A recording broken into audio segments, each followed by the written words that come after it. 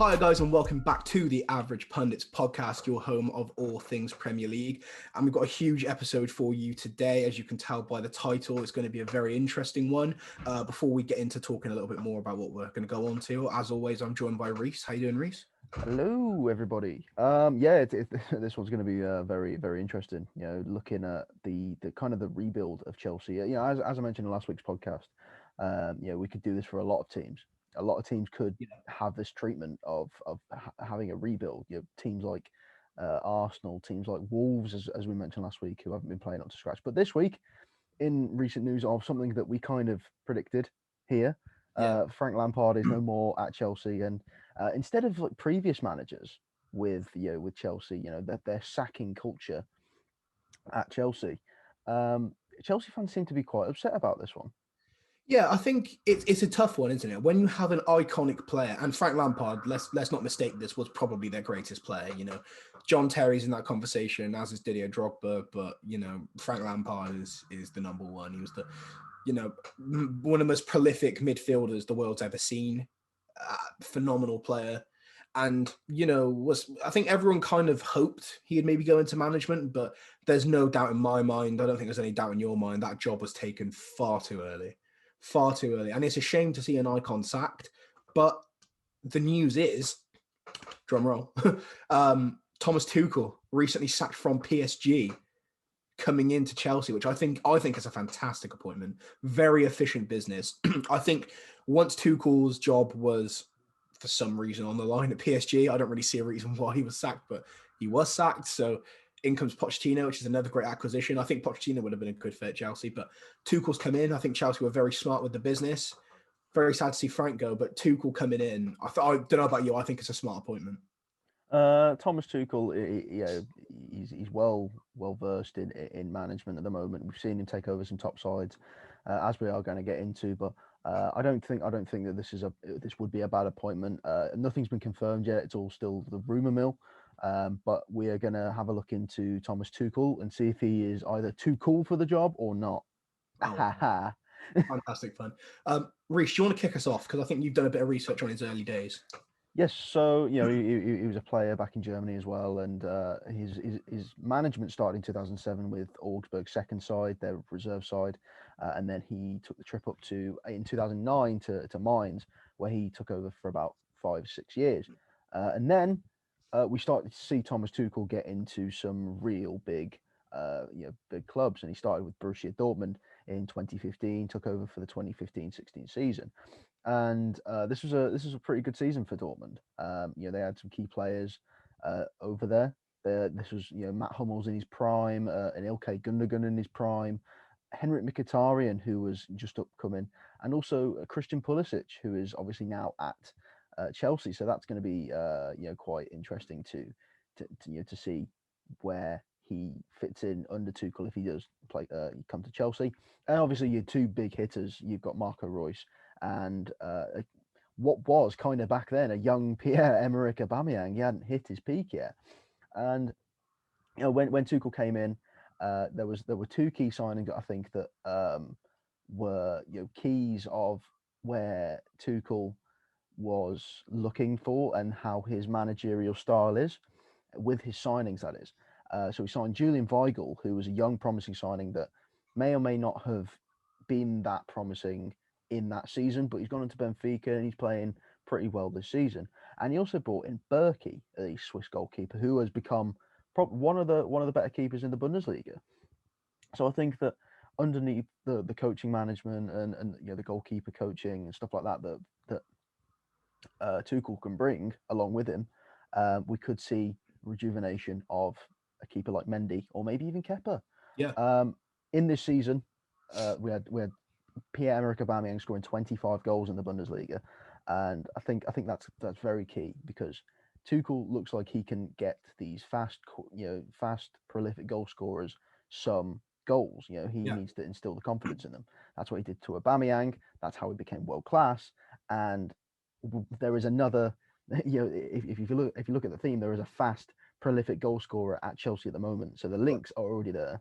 100%, and like you said, I mean, the fact that the success story was there for Aubameyang, it's not mistaken to think that there's a translation there. He did similar jobs at PSG with players, which we'll go on and talk about in a little bit. But one thing I did think was very interesting. Obviously, it's quite common knowledge he came from Mainz up to PSG, but that's quite a good managerial ascension tactic. I mean, it definitely worked for Jurgen Klopp, who found his way to the Premier League, coming from Mainz up to Dortmund. So maybe it's a path all elite managers take. I mean, we'll have to see. I wonder if he can do it in the Prem as well.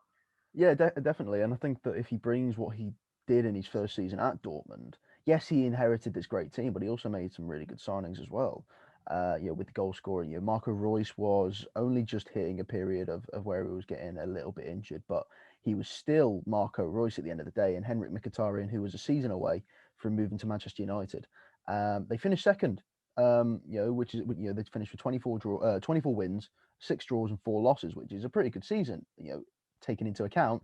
But in a lot of other seasons, in a lot of other divisions, you would have most definitely won the league. However, you're playing with Bayern Munich, so 10 points behind the champions. Bayern Munich had an unreal season that year. I mean, I think Dortmund had just lost Lewandowski. They'd lost Goetze as well. So I think that was the first season without Mario Goetze that Dortmund had, and it was just a bit surreal to see Dortmund finish this well under new management after Jurgen Klopp's departure. I mean, he had big shoes to fill. Let's be honest. Tuchel came into Dortmund.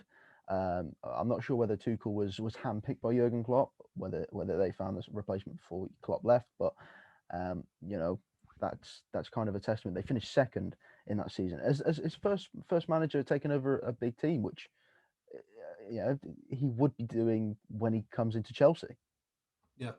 Yeah, and I feel like that is another good point. Obviously, Mainz to Dortmund was a big ascension. It was a big step up, and then from then Dortmund to PSG, PSG to Chelsea. He's now moving from big club to big club, which I think a lot of people I think there's definitely a stigma around that. People saying, "Oh, is he really a good manager? He's just going from one club with money to another club with money," but you have to be a good manager in order to retain success. And also, it can't be underestimated that he's joining a team which is really out of form, very much so out of form, and a team which just made one of the most heartbreaking decisions to sack their all-time best player as manager. So he's coming in, I think, with probably a bit of hype around him. I think people won't forget what he did at Dortmund and what he went on to do at PSG. But I think also there is still going to be, against some of the Chelsea faithful, a bit of maybe a bit of wary to him at first. But with the players he's got, who knows if he can do something similar to what he did at Dortmund. I mean, it's definitely on the cards, isn't it? Yeah, definitely, and that kind of brings us into the 16-17 season, the second season under Tuchel. You've still got your key players there, Pierre-Emerick Aubameyang, who actually scored 31 goals in the Bundesliga that season. He was on fire. I think he was just off the move to Arsenal. Yeah. And then obviously you still got Marco Reus, and Berkey was really coming into his own as he is now. He also made some key signings, which I'll link back to his young promising signings that have gone on to better things. I mean, Ousmane Dembele, he had the foresight to see that and be like, yeah, he's going to be a great player. And look where he's not exactly in favour at Barcelona, and he's a bit injury prone at the moment. But he's also he was sold for so much. His market values are through the roof. He is a talented player, and I think that Tuchel saw that he saw that potential and decided to. I mean, I think he was only signed for about £8 million. It was a very cheap deal. The season they signed him, we played them in a pre-season friendly in America. We were on the US tour, and I still have nightmares about that. I'm not even joking. It was a pre-season game, and he absolutely, I think it was of course it was Rojo, sits Rojo down and just, I can't even talk about it, just blast it top. I knew he was going to be brilliant. And like, obviously at Barcelona, maybe he took that move a bit too early. Maybe he could have stuck around with Tuchel for a bit longer at Dortmund, but he managed to get a huge fee for him. So he definitely, like you said, he has an eye for picking out these key players when they're young. Exactly, and another talent that they brought in was Rafael Guerrero, who is taken into life at Dortmund very well. He's playing in all sorts of positions. He can play left back. He can also play in the left midfield role. He can play centre midfield. He's adapting to that style. He's a very good squad player, and he's not an average squad player. He is very good, and he's someone that you will find a squad player like Guerrero in this Chelsea side. You look at Jorginho, you look at Kovacic. These sorts of players that are good but they fit into pretty much anywhere on the pitch, which is very good. And also linking back to the young sort of promising talent that is yet to have a good career. Alexander Isaac, who is now playing in Spain, I'm pretty sure the Swedish striker. He signed him as a 17-year-old, so he obviously saw a lot of potential there, and there's still a lot of potential there. There are a lot of clubs that are sniffing around for Isaac as he's playing in Spain at the moment. I think he's still a very young player. He's very tall. He's a target man type player, and I think that there's a lot of patterns with Tuchel signings, but the sales, it shows that he's not afraid to do what's difficult. He comes into a club and he knows what works and what doesn't. So he sells Mkhitaryan to Manchester United. He sells Ilkay Gundogan to Manchester City, and he also sells Matt Hummels to Bayern Munich. Now, whether these were mistakes, we don't exactly know, but the second season under Tuchel wasn't a great one for Borussia Dortmund fans. They finished third, 18 points behind Bayern Munich and 3 points behind new emerging side RB Leipzig, who I believe did in fact have a young Timo Werner potentially. So they finished on 18 wins, 10 draws and 6 losses. It's, well, another thing, it is consistency about being a manager at that level, isn't it? I think at this stage, when you're talking about Thomas Tuchel, he's still kind of finding his feet. He got a big job, a good ascension, and it's all about kind of repeating that kind of regularity in your performances and making sure the form's there.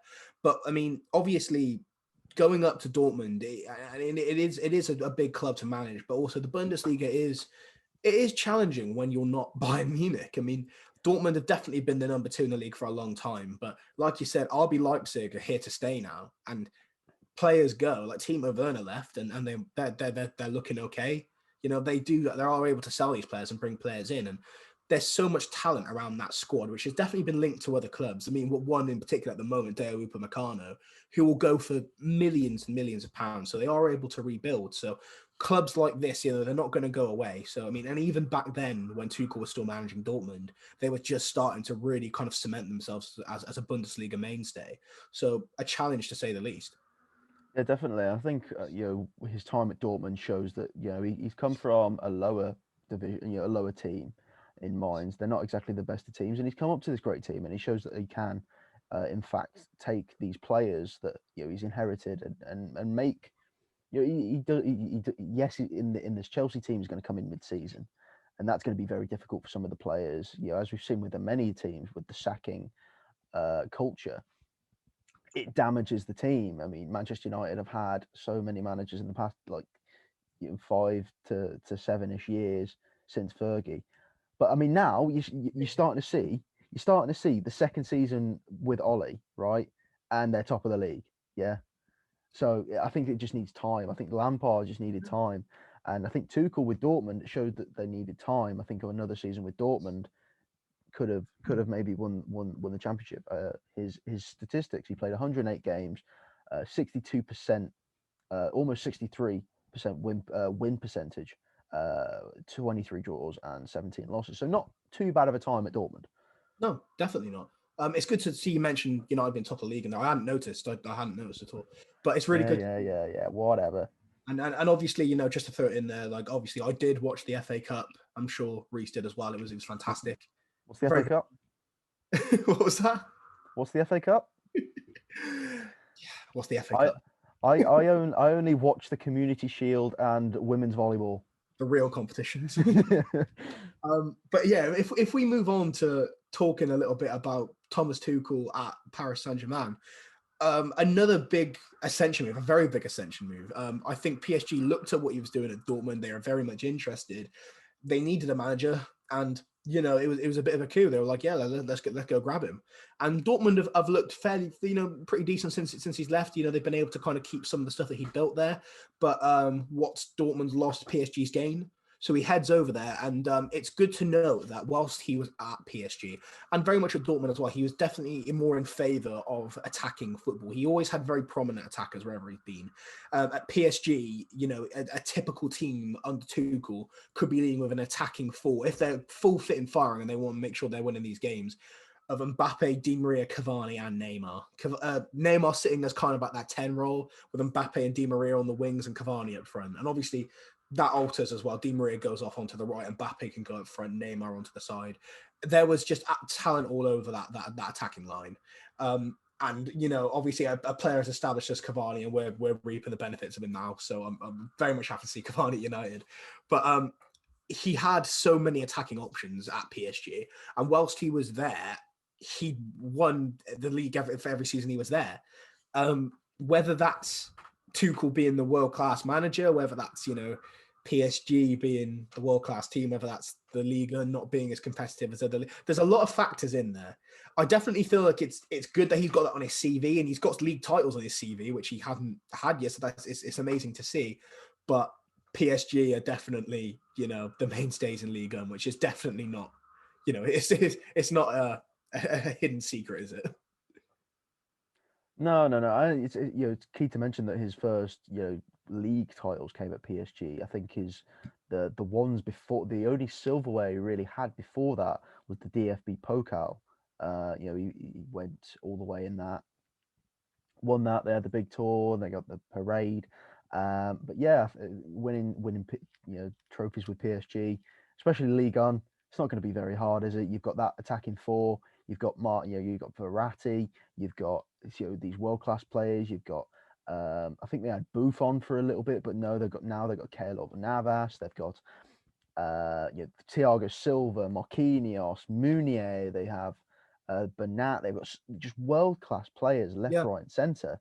And as you say, he did inherit a great squad. I think he probably inherited a better squad than he did when he was at Dortmund. I'd say that was undoubtable, and a lot of that is backed up by the facts that I've got here. So whilst he was at PSG, he signed 12 players with a fee. He had a bunch of free transfers, some loans coming in as well. But whilst he was there, his tenure there, he joined on the 30th of June, I believe, in 2018, and then that saw him through to this season where he was sacked just after Christmas, just before the start of the new year. He was gone from PSG to make way for Maurizio Pochettino. But 344 million was spent, roughly 345 million, which averages roughly at about 29 million per player whilst he was there. So he was spending money. He was definitely spending money whilst he was there, but he had the money to spend. Wasn't most of that on Mbappe though? A lot of it was on Mbappe. That's an interesting point, because Mbappe, and it was there before Tuchel was there, but it was the loan that was still kicking in, and it was the obligation to buy, which kicked in once Tuchel became manager. So Tuchel officially signed Kylian Mbappe from Monaco, but obviously Mbappe was already playing his football, PSG.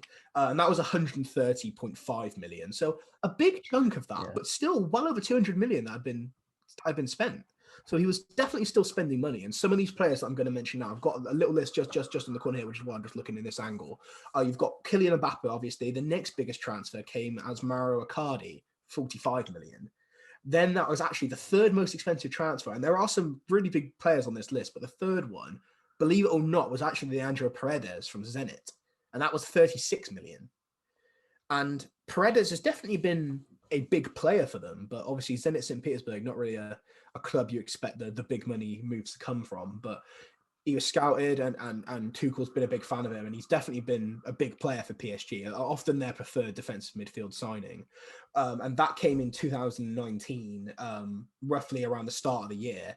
But then in this following summer, so they signed him in January, and then that same summer, they went and signed Idrissa Gueye from Everton, which I was so frustrated about, because I thought he would have been a great signing for United, a really good, strong defensive midfielder, and that was 27 million as well.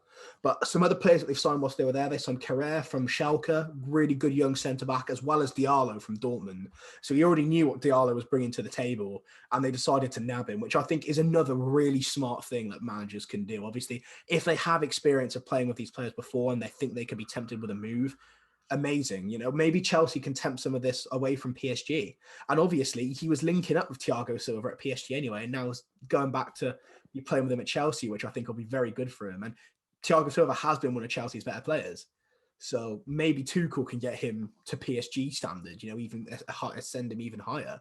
That's two players he's now linked up with at Chelsea. So you got Thiago Silva, who is on and off as Chelsea's captain, either him or Azpilicueta, or as I mentioned as well, Christian Pulisic, who has he was a bright spark last season, and he's showing promise again. So maybe Tuchel can bring more of that out of Pulisic and give him a bit more confidence and a bit more service into the strikers. Yeah, definitely. And then he was also able to scout, really good young talents like Sarabia from Sevilla. He was able to nab Sergio Rico in the goalkeeper position from Sevilla as well. And of course, Keylor Navas, which was actually only 14 million, believe it or not. Keylor Navas is definitely a goalkeeper further on in his career. He's in his kind of mid-30s now. But, I think he was so disrespected at Real Madrid. Obviously, there was the whole drama with the De Gea transfer, and then it was always going to be De Gea or Courtois who went, and then eventually it was Courtois, and he just gets pushed out towards the side. And he was a fantastic keeper at Real Madrid. So again, what's Real Madrid's loss is 100% PSG's gain. And then even players like Juan Bernat, that cost them like 4 million, a seasoned player. Gianluigi Buffon on a free transfer. He had a little bit of a time at PSG. And then regular loan moves like Florenzi. He had Danilo Pereira from Porto, obviously Florenzi from Roma. And then some of the free transfers that they were able to get whilst he was there, I don't think this can be underestimated as well. Obviously, Moise Kean on a loan was another one he managed to bring in, and he was finding some form at PSG. But listen to some of these free transfers, right? Rafinha from Barcelona, good little squad player, good midfielder. Ander Herrera from United, another good squad player, good output midfielder. Very good. I know. See a little bit of salt in that face there. He's a good rotation player, yeah. Definitely. Mauro Icardi was initially a loan before they made that permanent. And then they also managed to get a Chelsea under-23s keeper whilst they were there. Marcin Bulka, I won't lie, I don't know too much about, but he was there. Mitchell Baker from Ajax's under-21 team. He barely made a mainstay at Ajax yet, and he was a really good young talent. He's playing quite regular football for PSG. So again, we mentioned this at Dortmund. He's got a keen eye for these young players. And then also, I have to save the best to last, don't I? Eric Choupo-Moting, come on. I'm not being funny. He goes to PSG and get the occasional amazing goal like in the Champions League. And Eric Choupo-Moting, where is he now? He is at Bayern Munich. Choupo-Moting has got if we're talking in terms of like footballing CVs, this man is like, I remember he was at Stoke at one point, and then he goes to PSG, and then he goes to Bayern Munich. I know, but that's where they got him from. They got him from Stoke City, and at that point, Stoke are a well-established championship team. They've been there for a while. It's like, why not? Let's sign Choupo-Moting, and they barely play him, but when he does play, they get what they need out of him, and they move him along, and he goes and does the same thing at Bayern. I've got so much respect for him. It's incredible. He's making a living somehow at these top clubs, and he's basically a household name playing for these top teams, like in leagues like the Bundesliga and the French league, where Bayern Munich and PSG are the top dogs. Then they're going to be like, okay, who is this Choupo-Moting and why is he scoring these goals? Yeah, honestly, it's absolutely fantastic. But little shout out there from the pundits to Choupo-Moting. Company and boss, he was at PSG. He came in in June, like I said. They won the league in the 17-18 rather. He saw that through again in the 18-19 season. They were ahead like 91 points. Lille was second behind with 75. There was no competition for him. And then does the same thing again in the last season, 68 points this season. A bit of a lower scoring league for points. And then Marseille were behind with 56. Again, running away with it every single season. Because they ended the league early, wasn't it? That is true. They had a slower start to the league this season. PSG are currently first in the league on goal difference, but they are drawing points with Lille, both on 45 points. And then third in the league are Lyon with 43, who very much can just keep leapfrogging right now. So I can understand, in a sense, it was a slower start to the league, but they're still first. So PSG's culture with managers, it's a little bit more dicey. Excuse me, a little bit more dicey, obviously. Unai Emery they weren't really too happy with him. They wanted to further in the Champions League. Tuchel comes in. They had a little bit of a slow start. He goes. Whereas I think in the Premier League, there is definitely a culture in the Premier League of sacking managers, but I feel like it's a little bit more prominent. Obviously, Chelsea, we haven't even finished the season yet, and Chelsea were definitely having a rough start to the season, but we're about, halfway through. And there was still another half to turn it around, but clearly they didn't think Frank was the guy. But, I mean, looking at what he's done at PSG and Dortmund and even the early days at Mainz and Augsburg that we've spoken about here, Chelsea are in for an interesting player. And I mentioned before this kind of attacking play style that they normally play of a 4-2 kind of 3-1 formation, or occasionally drifting into a 4-3-3. Looking at the players that Chelsea have, do you think they can adapt to that quite well? Because, I mean, they've got attackers galore. They do. They have got a lot of players, but they don't exactly have too many, as in a sense of like forward players. I think they're attacking forward, like striker. They've got Werner, Abraham, and Giroud. I think Abraham is great off the bench. Giroud is obviously he's still in fine form. He ages like a fine wine, that Giroud. Um, but yeah, in terms of where the squad sits now, a lot maybe some of the problems lie within the midfield. Um, Jorginho isn't the fastest of players. Kante is out with a hamstring injury at the moment as well. So that leaves a lot of results to be desired. I think that's probably where a lot of Chelsea's losses are coming from, the lack of depth in that central defensive midfield spot. Yeah. And I'm, later on when we get into the key areas to strengthen for Tuchel, I have some potential signings and potential names for players that I think could fit into a role in that midfield. I think that's where the squad needs to go. But in terms of finding form with certain players, I think maybe Werner needs to play either as a two, like a two up front, maybe with a second striker to help create those chances. Instead of doing the striking, I mean, if they've got the opportunities, go for it. But Yeah. playing alongside another, I mentioned this in the Frank Lampard podcast that we had, kind of predicting that he would get the sack. But um, Jorginho is a good player that he sits in defensive midfield. If he sits there, he sits there. Kante, again, he's a fantastic player, but at the moment they don't have any of those players to fit into that defensive midfield spot. They've got Mason Mount, Jorginho, Kovacic. They're not exactly the most defensive-minded players in that team, anyways. Yeah. They got a lot of players I think you would often favour to play in that 10 position, but this is going to be a big thing for Tuchel to work out. Frank signed a lot of creative players, and it's like who kind of gets in there. I think I could see him gelling quite well with Timo Werner. I think he was probably somebody he definitely wanted whilst he was at Dortmund, and I definitely think he was on PSG's radar whilst he was the PSG manager. So I think he's very much been tracking his development. I think he'll be very happy to link up with him finally at Chelsea. Maybe Chelsea. Obviously, the Chelsea transfer is definitely not one I think he was expecting. But I don't think managers do they? They take the jobs as they come. And Tuchel's a very talented guy. Great manager. He's multilingual as well, which cannot be underestimated. I've seen him give. I think it was when United met PSG in the Champions League for the first leg, and he was doing an interview for BT Sport, and I just the way he spoke was absolutely fantastic. So he can come in already knowing his game plan. He can communicate with all the players. I think he can speak English, German. I think he speaks French as well, a bit of Spanish. And that's another huge thing with managers. I think that's an amazing talent, amazing trait. But I'm looking forward to it, and I'd love to know who you're thinking for potential players who could potentially fit into Chelsea to kind of spice them up a little bit more. So when I'm looking at Tuchel, I think the areas to strengthen, you've got to go to Tuchel's strengths, and you've got to look towards the strikers. I mean, you can't bring in another striker. You've got Timo Werner. You've spent so much money on Werner.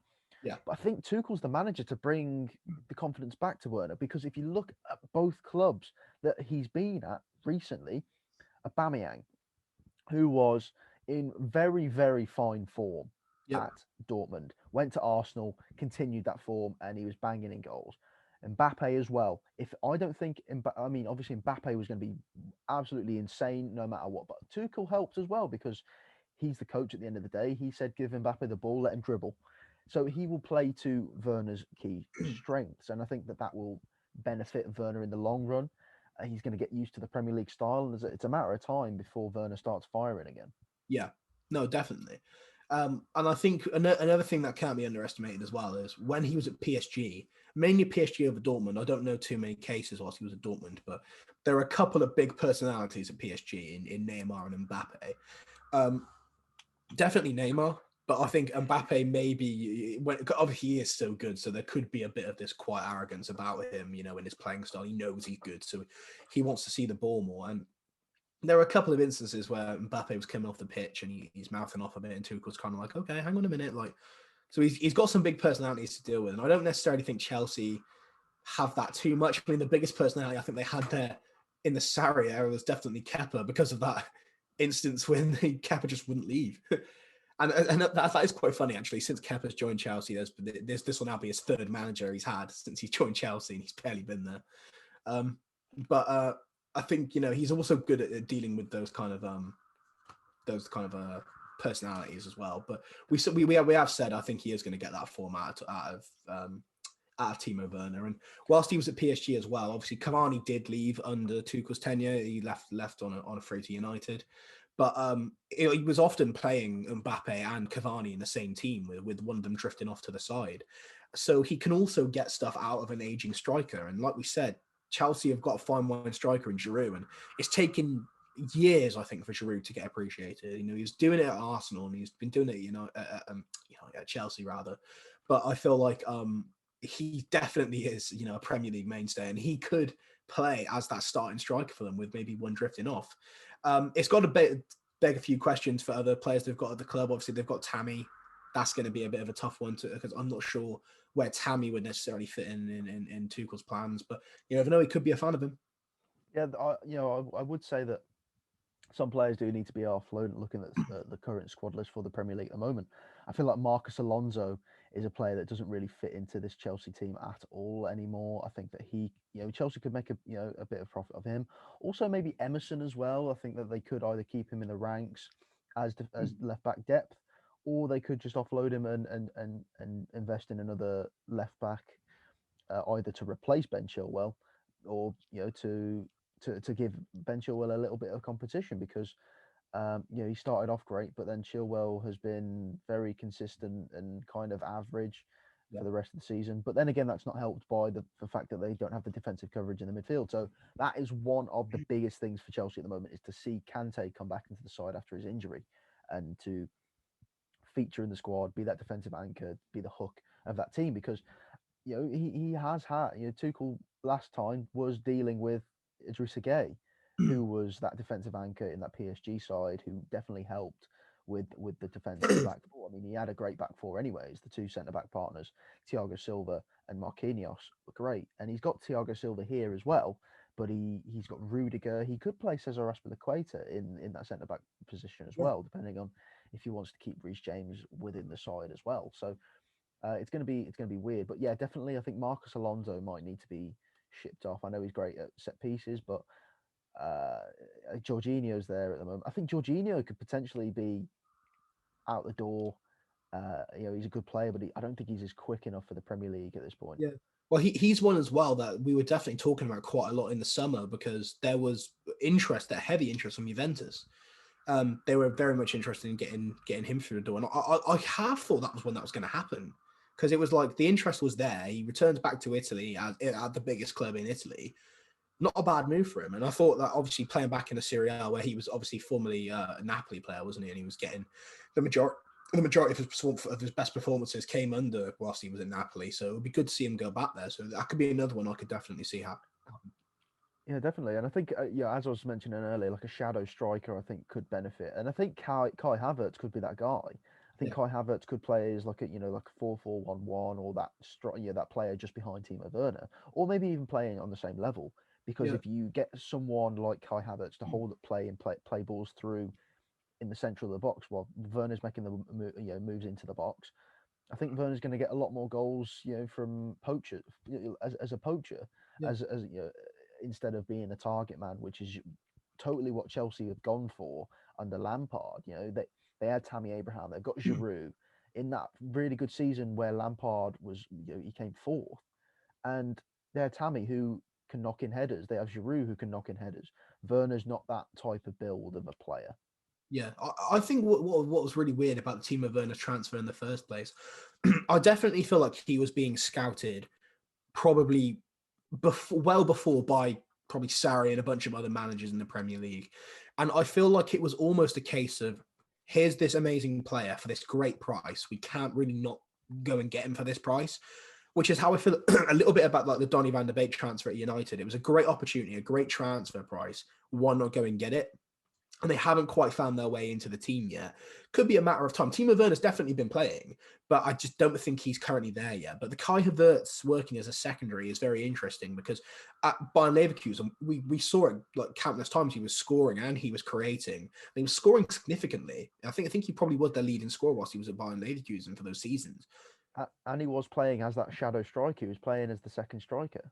And that's kind of what he was doing almost with Neymar at PSG. You know, a lot of the time when Neymar used to play as a 10, obviously a lot of the time we recognise him playing off the left, but when he was playing as a 10, when all of the attackers were there, obviously Di Maria and Mbappe constantly cutting in, Di Maria providing a lot of the assist work, but Neymar can just run on forward, just almost parallel alongside Cavani or Mbappe, whoever was up front, and be able to nab those goals in. So he could basically view Kai Havertz as that kind of role. He's definitely got the talent, and he went for the price tag. So I can 100%, if that can be established, I can see it. And another German player for Tuchel to link towards, who I definitely think was probably on PSG's radar.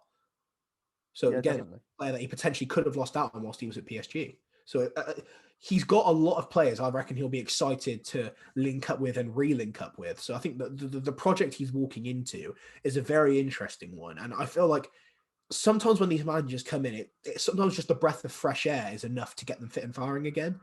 And they should be excited. They should be excited in the project. I do feel unbelievably bad for Frank Lampard. I do, but he wasn't ready. He wasn't ready. And they're getting someone now who I feel like is going to do a good job. Yeah, Definitely. yeah, I think that, and that kind of brings me into an area that I want to see Chelsea improve. And yeah, I mentioned it before, the midfield spot. I think that they need a box to box midfielder. Yeah. That's evident. They need a box to box midfielder.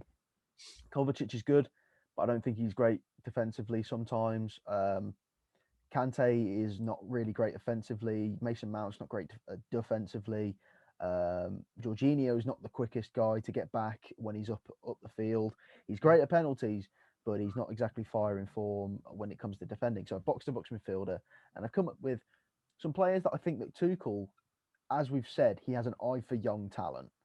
So I've gone for some younger talents out there that have been linked to other clubs, but also I've been making a noise in their teams at the moment. So the first one, heavily linked to Arsenal in the summer, plays for a team that Tuchel is very familiar with in Lyon, and that's Houssam Aouar, who has a market value of £45 million. And I think Aouar could be one of those players. He's a very good box to box player. He is good on the offensively, but he is really good at getting back and maybe helping Kante out with the defensive duties, if or maybe getting back anyways if Chelsea do need that defensive coverage. Yeah.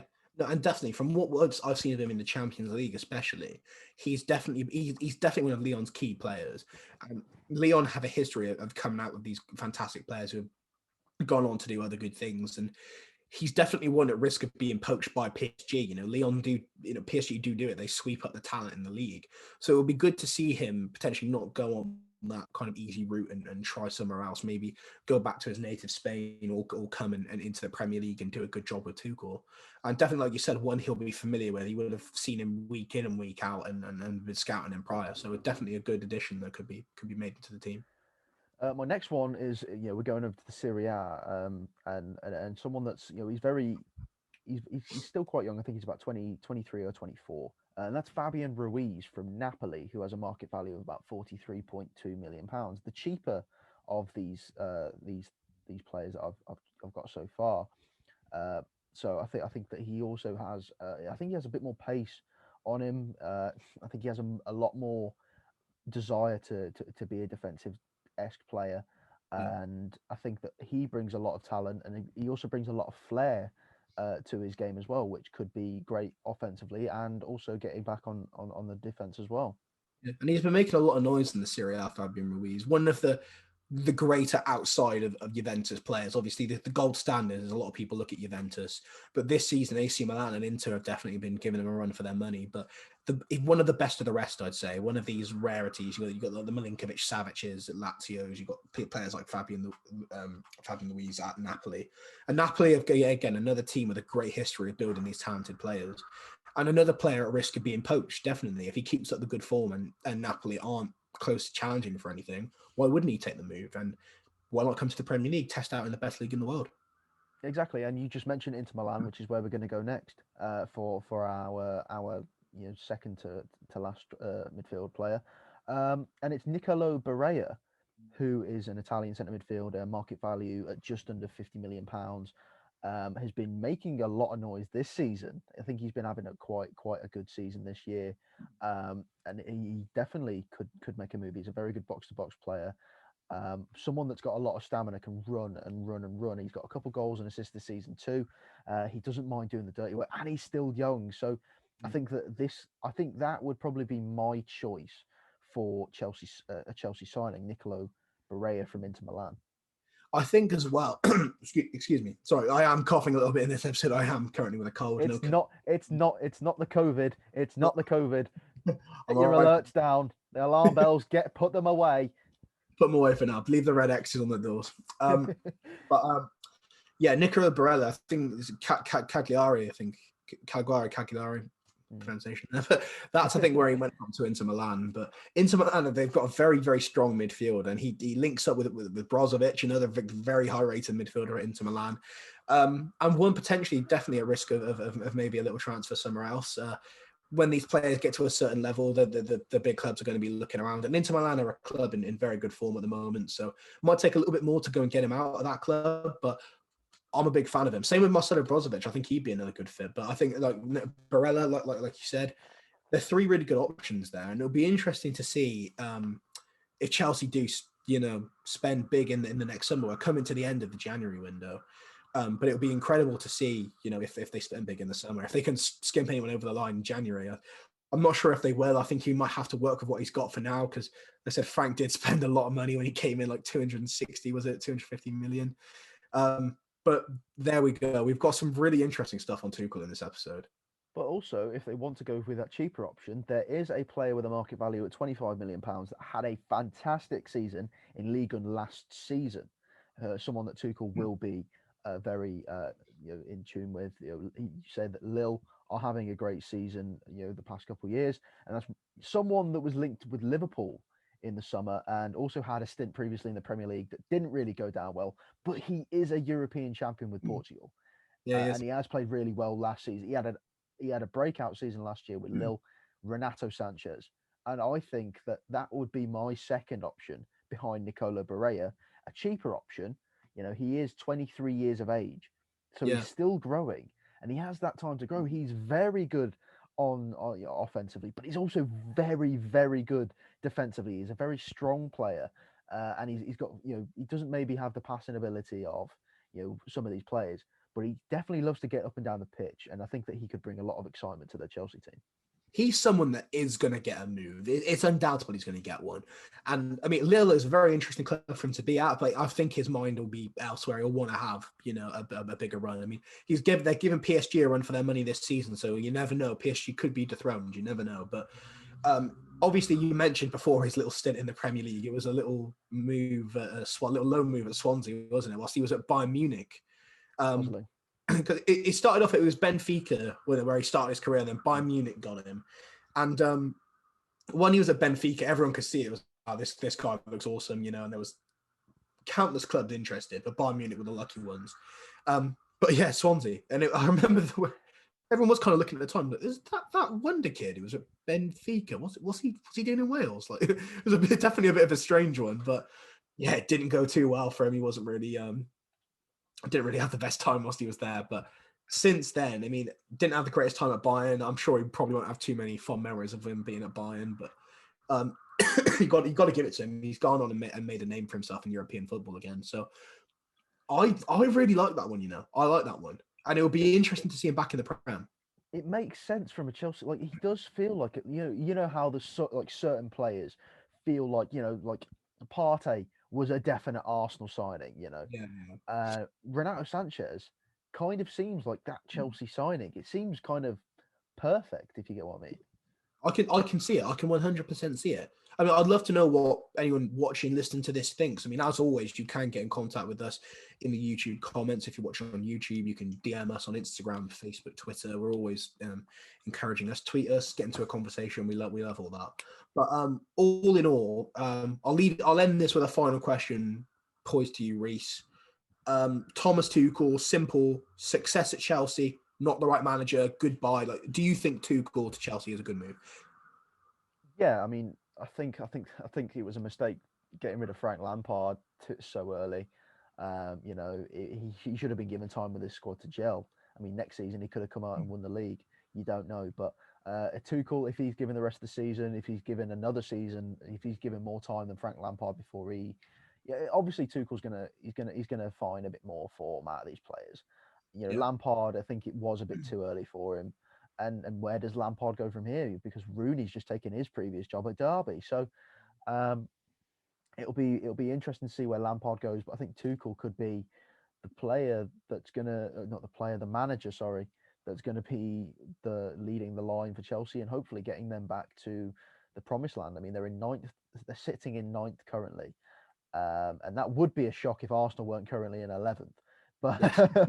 but you know me, I love firing shots at Arsenal, and I think that ninth position, I think they'll definitely improve on that if they get some goals out of Werner, or if they kind of discipline Werner for not being in fine form. And they do play Abraham and Giroud, but hopefully they get some more goals. And I think that they could push for maybe European, like a Europa League finish, maybe fifth, sixth, or if they do really well under Tuchel, if he does come in, I think that they could finish top four. Yeah, well, I think again, I would agree. I think Thomas Tuchel is the right signing to come in. I think it's a great opportunity that's been presented to Chelsea. They kind of had to take it. It is currently yet to be formally announced. Fabrizio Romano said it's all done. So he's kind of the gold standard. We know that when Fabrizio tweets, it tends to be positive. However, disagree with the Frank Lampard thing. I think it was time to get rid of Frank. I think it's a shame. I would have loved to have seen Frank develop, but when he spent the money he did in the summer and his side were touted at the start, we said Chelsea had the best transfer window, and we said that they are very much potentially favourites they were definitely one of the favourites to win the league. I think either of us, I think you might have gone for Liverpool again or maybe City. I think I definitely went for City, but still all to see. But I think it was time to get rid of Frank. It's very much a shame. I think it could be a little stint on the punditry for Frank for a bit, maybe back to BT Sport. But whilst, he's out, it gives him time to rethink and rebuild, because he's not one that's going to give up. He's going to want to come back into management. And, look at Steven Gerrard over at Rangers. He's doing a fantastic job. That can't be underestimated. So I feel like maybe going to one of these other clubs could be the right move for Frank. You see, at the beginning of the season, I said that Frank Lampard's going to need time with these players. I said that the chemistry is not going to be there. I said this because they made so many world-class signings. I said Kai Havertz's going to take a bit of time because he's young. Timo Werner's going to take a bit of time to gel with the rest of the creative outlets. Ziyech has only just come back from an injury as well and playing in the Premier League. So, coming from these different teams all over the world, you're not going to exactly have them gel straight away. Whereas last season they had their full squad. They had some academy players. Tammy Abraham was hungry, and I think that passion from some of the players has kind of just been lost. Yeah, I think it's going to take a bit of time to rebuild it, but Tuchel could be that guy to come in and do it. I mean, we'd love to know, as we said, what you guys think. You can get in touch with us on Instagram at The Average Pundits, same as on Facebook at The Average Pundits. On Twitter, you can get a hold of us at Pundits Average. And if you're listening to this on Spotify, Apple Music, wherever you get your streaming, please give us a follow for all of your updates on future episodes that are being released. And if you are on YouTube, or if you're listening to this on streaming, jump onto YouTube, give us a little like, give us a subscribe. We do appreciate it an awful lot. Check out some of the previous episodes. Check out our Frank Lampard episode. We did that a few episodes ago. Interesting stuff on there. And as we said, we both were with the hype before. We both called that this was kind of going to happen. So go give it a watch. See what we said at the time. See what we've evolved to. See what we've changed. Give us a bit of love. As always, Reece, thank you very much for joining me on this very special episode of the Pundits. Football visionaries. We're football visionaries. We saw this happening. But yeah, I'm going to start a new segment here. Reece's question of the week. And it is, the Average Pundits faithful, who do you think Chelsea are going to sign? There will be a post on Instagram and you can get us there. And I will give some of the answers in next week's podcast. There we go. So the answer's coming out next week. Thank you very much, as always, guys, and we will see you next time.